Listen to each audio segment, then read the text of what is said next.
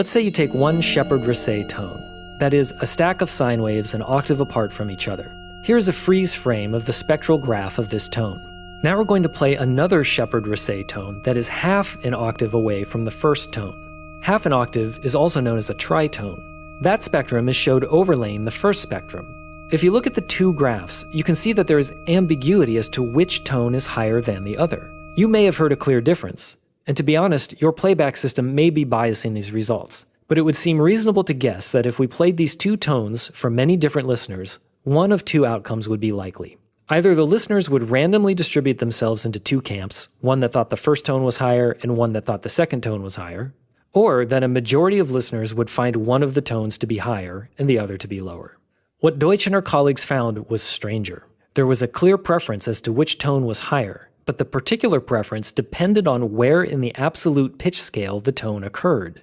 Meaning, if the first tone was a C, there would be one bias. If the first tone was an E, or F, or G sharp, that preference might change. You can see the preference shift on this graph.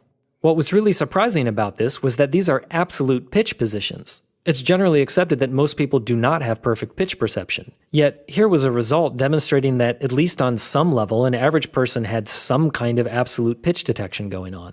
Furthermore, the results varied dramatically depending on the culture the person came from, whether their language was tonally based, and so on. Clearly, our brains are being programmed in some ways that predispose us to certain perceptions. Tempo circularity, the Rissé beat. As with pitch circularity, we can play tricks with rhythm to give the impression that tempo is slowing down or speeding up indefinitely.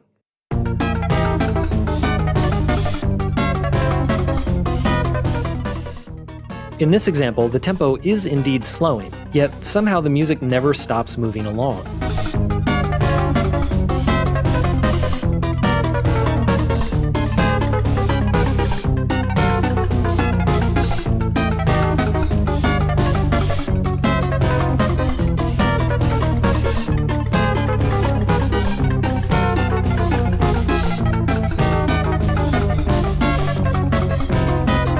It's the same sort of barber pole effect.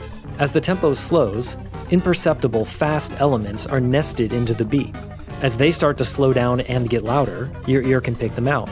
The slowest elements get slower and slower and gradually quieter until they fade out completely. Note that there is a demonstration Rissé beat you can find all over the internet with a quick search. It's a great example, but it changes tempo gradually, and to really experience the illusion properly, you have to listen to it for a while, at least 45 seconds.